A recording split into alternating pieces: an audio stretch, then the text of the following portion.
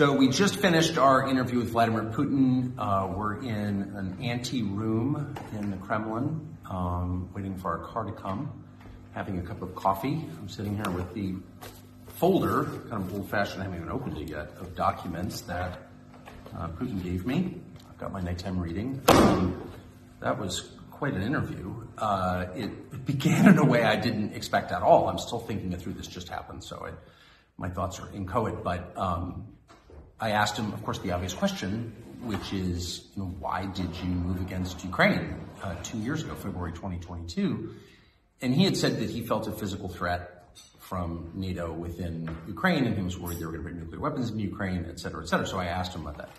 He launched into, well, you'll see it, but an extremely detailed history going back to the 9th century of the formation of Russia, from the tribes into a nation, and Ukraine's part in that, and the Rus, and I was annoyed, and I thought, look, first of all, I'm American, so I asked you a specific question, I want a specific answer, let's go!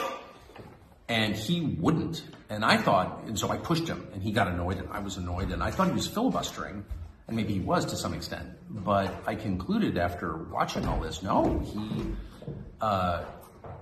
that was his answer, or that was the predicate to his answer. The history of the area and the formation of his country and the connection to Ukraine is like the basis or part of the basis for his Ukraine policy. So it was really interesting. Got much more interesting once I realized what this was, which is a window into how he thinks about the region. So we're back in the hotel room. It's, probably around 10 o'clock at night. We were there for almost 5 hours in the Kremlin, which is quite an experience if you've read about the Kremlin your whole life, as I have.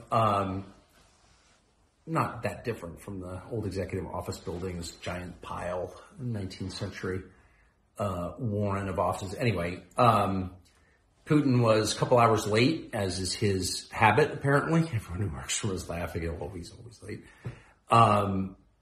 But that, I'm not exactly sure what I thought of the interview. It just happened. It's probably going to take me a year to really decide what that was. But a couple of quick perceptions. One, Putin is not someone who does a lot of interviews. Well, really any interviews. He's done an interview in almost 4 years. He's not good at explaining himself, I didn't think. He's smart. There's no question about that. But he's clearly spending a lot of time in a world where he doesn't have to explain himself. So I'm sort of piecing that's one of the reasons I'm having trouble thinking about the interview as a whole, because he didn't sort of lay out his case very coherently, though if you listen carefully, and we were there for a long time talking to him, a couple of things rose to the surface. One, he's very wounded, and I suggest this, but of course he denied it, but it's obvious. He's very wounded by the rejection of the West. The United States doesn't like Russia. The U.S. government doesn't like Russia. I think like a lot of Russians, he expected the end of the Cold War would be sort of Russia's invitation into Europe, or sort of into Europe, because it is a European country that's half in Asia. But there's a lot that's European about it. And if you come to Moscow, it's a very European city. You see it and you can feel it culturally.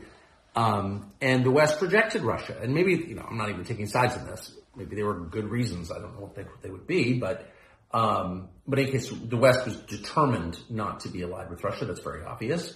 That's the whole point of NATO, I guess, is to contain Russia. And Putin is wounded by this. He's very upset about it. His eyes flashed.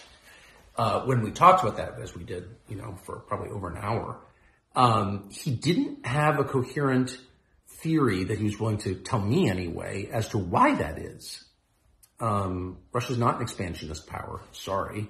You're not supposed to say that, because all the Victoria Nulands and all the liars and ideologues who run the State Department want to make him into this, Hitler, Imperial Japan. But the truth is that that's just false. It's just stupid, actually. You have to be an idiot to think that. Russia's too big already. It's the biggest landmass in the world. They only have 150 million people.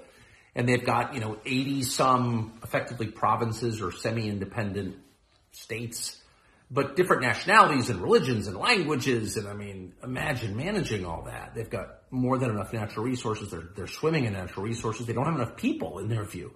So the idea that they want to take over Poland, why would you want to do that? They just want secure borders. Maybe they're too paranoid about it. Totally possible. Again, not taking sides.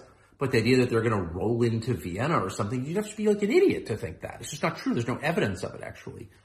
And the professional liars in Washington really don't know anything about the area or really anything about the world beyond New York, have convinced themselves, or I think he's trying to convince you, that this guy's Hitler and he's trying to take this to Sudetenland or something. It's like not analogous in any way. Whatever Putin's many faults, okay, it's not an expansionist power. So I can't even recall my point exactly, other than he is, to the extent he's angry, and that it's obvious, he's angry because he feels like, whoa, why, I thought we were going to be friends. And again, maybe that's his fault, but he's definitely mad about it.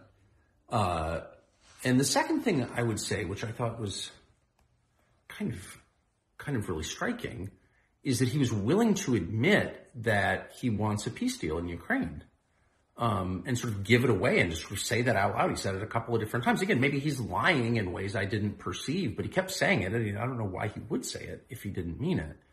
And of course, there is, as a matter of fact, there is evidence overwhelming that there was a peace deal or part of a peace deal at the beginning of peace talks, a settlement of some sort on the table a year and a half ago, that the former Prime Minister of Great Britain, Boris Johnson, scuttled on behalf of the Biden administration and convinced Zelensky and the Ukrainian government not to enter into these talks. I mean, that's kind of an established fact. The Israelis were there. They revealed this, and that happened. So, but Putin, for his part, again, even talking about Putin, you feel like you're flacking for Putin. I'm from La Jolla, California. I'm not flacking for Putin. Please. I'm just trying to assess this rationally. It's interesting that he's willing to say, yeah, I want some kind of settlement. And the final thing I'll say is that if you're wondering who the lunatics are, U.S. officials have said on the record and have said to me, and are telling a bunch of people that part of the terms have to be Russia giving up Crimea. And without getting into the whole history of Crimea, here are the facts. It's, the home of Russia's warm water fleet. It's got a Russian population. They had a referendum. It chose Russia. It's part of Russia. It's where Russian wine comes from. So you can like that or not like it, but the fact is Putin would go to war, nuclear war, if it came down to Crimea. So and by the way, Crimea was in Russian hands at the beginning of this war. So it's like, if you really think that a condition of peace is that Putin's going to give up Crimea, then you're like a lunatic. And they are. I mean, they want a weak leadership in Russia. And the question is, why would you want that? How is that good for the United States? I'm not defending Russia. I'm defending my own country. A weak central government in a nation with the world's largest nuclear stockpile is insane, especially a country as large and potentially fractious with this many languages, ethnicities, religions, 20% Muslim population. You're just going to sort of let the nuclear stockpile float free and hope the best thing happens? You're a freaking nutcase if you desire that. And we are run by nutcases. The president and that poisonous moron, Toria Nuland, we're going to depose Putin. Well, then what happens? What happened in Libya when we deposed and allowed, Gaddafi to be murdered? What happened in Iraq when we brought Saddam to justice? Those countries fell apart and they've never been rebuilt again. In Afghanistan, we took out the central government and they came back. It's still run by the Taliban. So our track record of knocking out the leader, which is very easy to do, is spotty at best. Things don't always get better. And to do that to Russia, the largest landmass in the world with the largest nuclear arsenal, you're on drugs if you think that's a good idea.